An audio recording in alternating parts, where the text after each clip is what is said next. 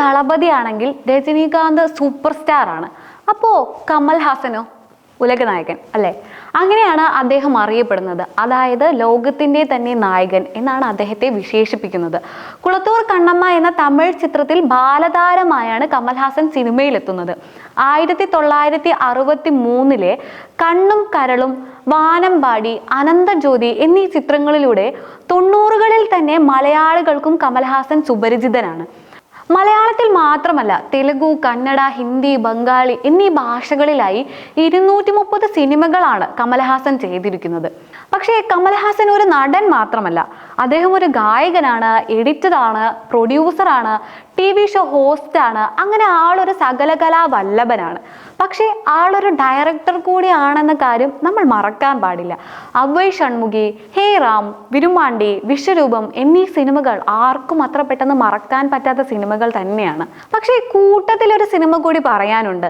ഇന്ന് പുറത്തു വന്നിരുന്നെങ്കിൽ ഇന്ന് നിലവിൽ തമിഴ് സിനിമയിലുള്ള പലരുടെയും തലവര തന്നെ മാറുമായിരുന്ന ഒരു സിനിമ, മരുതനായകം. വെറും 35 മിനിറ്റിന്റെ ദൈർഘ്യത്തിൽ നിന്നുപോയ ഒരു സിനിമ.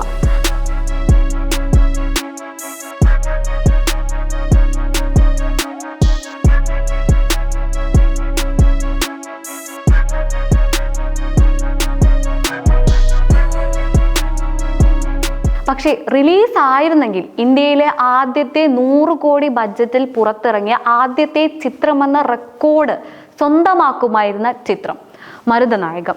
ഇന്ത്യയിലെ ആദ്യത്തെ 100 കോടി ബഡ്ജറ്റിൽ വന്ന ചിത്രം ശങ്കർ സംവിധാനം ചെയ്ത സൂപ്പർ സ്റ്റാർ രജനീകാന്ത് നായകനായി എത്തിയ എന്തിരനാണ്.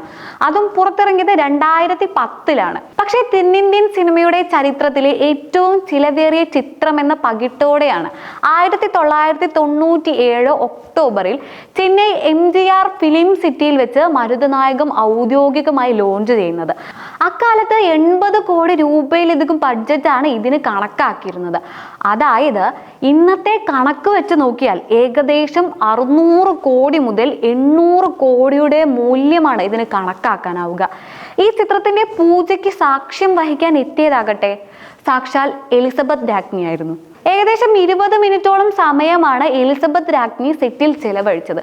ബ്രിട്ടീഷുകാർക്കെതിരെ ഏറെ പരാമർശങ്ങൾ സിനിമയിൽ ഉണ്ടായിരുന്നിട്ടും എലിസബത്ത് രാജ്ഞിയെ ആ സിനിമാ സെറ്റ് അത്ഭുതപ്പെടുത്തുകയായിരുന്നു. പക്ഷെ ഉലകനായകനല്ലേ, ആളങ്ങനെ അവസരങ്ങൾ പാഴാക്കില്ലല്ലോ. ക്ലാപ്പ് ചെയ്തതിനു ശേഷം സിനിമയുടെ ഫസ്റ്റ് ഡേ എന്ന നിലയിൽ ഒരു സീൻ അഭിനയിക്കാൻ അവർ ആവശ്യപ്പെട്ടു. പക്ഷേ അങ്ങനെ വെറും ഒരു അഭിനയമാവാനും പാടില്ല.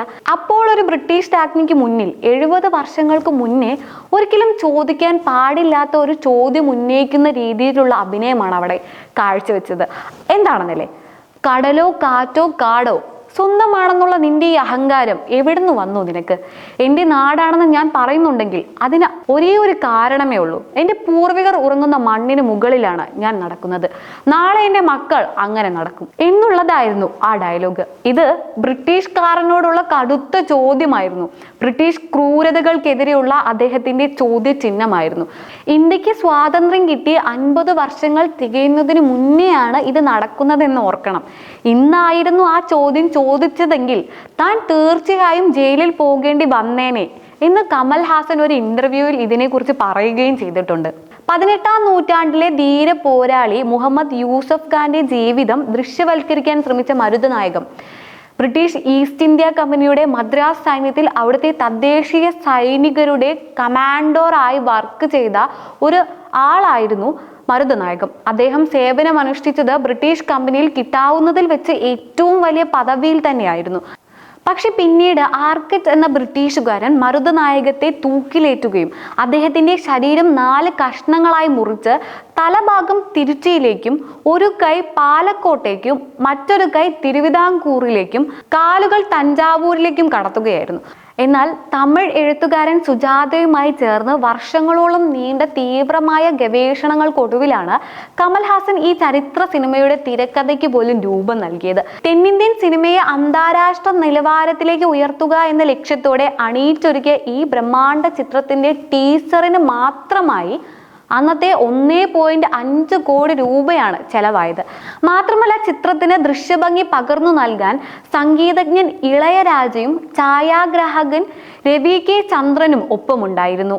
കേരളത്തിന്റെ അതിരപ്പള്ളി വെള്ളച്ചാട്ടത്തിന്റെ മനോഹരമായ പശ്ചാത്തലത്തിലും തമിഴ്നാട്ടിലുമായി ചിത്രത്തിന്റെ 30 മിനിറ്റോളം വരുന്ന അതിപ്രധാനമായ രംഗങ്ങളും മറ്റ് ദൃശ്യങ്ങളും അദ്ദേഹം വിജയകരമായി ചിത്രീകരിക്കുകയും ചെയ്തു. കമൽഹാസൻ വലിയൊരു പാറക്കല്ല് ഉയർത്തി നിൽക്കുന്ന ചിത്രത്തിന്റെ ഫസ്റ്റ് ലുക്ക് പോസ്റ്റർ അക്കാലത്ത് വലിയ രീതിയിൽ തരംഗം സൃഷ്ടിച്ചിരുന്നു. മാത്രമല്ല, ചിത്രത്തിലെ ടീസറിലെ പ്രധാന രംഗത്തിൽ ഒരു കഴുകൻ മരുതനായകത്തിന്റെ കാലിലെ മുറിവിൽ കൊത്തി വലിക്കുന്ന ഒരു സീനുണ്ട്. ഇതിനു മാത്രമായി ആഗ്രയിൽ നിന്ന് കഴുകനെ കൊണ്ടുവരികയും അതിന് 1 മാസത്തോളം നീണ്ടു നിൽക്കുന്ന പരിശീലനം നൽകുകയും ചെയ്തിരുന്നു.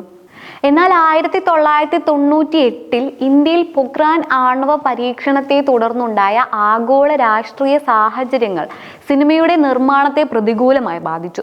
ചിത്രത്തിന് വൻതോതിൽ പണം മുടക്കാമെന്ന് ഏറ്റിരുന്ന ബ്രിട്ടീഷ് നിർമ്മാണ കമ്പനി ഈ പ്രതിസന്ധികൾക്ക് പിന്നാലെ പദ്ധതിയിൽ നിന്ന് പെട്ടെന്ന് പിന്മാറുകയും ഇതോടെ സിനിമയുടെ ചിത്രീകരണം പാതി വഴിയിൽ പൂർണ്ണമായി നിലച്ചു പോവുകയുമായിരുന്നു.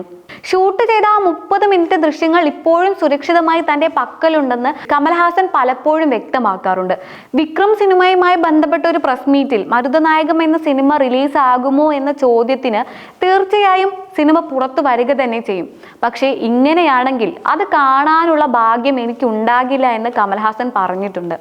പതിറ്റാണ്ടുകൾക്ക് മുന്നേ ചെയ്തു വെച്ച ഒരു സിനിമയ്ക്ക് വേണ്ടി ഇന്നും തമിഴ് ലോകം കാത്തിരിക്കുകയാണ്. റിലീസായാൽ ഇന്ത്യൻ സിനിമയിൽ തന്നെ അതൊരു വിപ്ലവമാകും. അതുപോലെ അത് പുറത്തു വന്നിരുന്നെങ്കിൽ ഇന്ന് ഇന്ത്യയിലുള്ള ഡയറക്ടർമാരുടെ മുൻനിരയിൽ കമൽഹാസൻ എന്ന പേരും ഉണ്ടാകുമായിരുന്നു.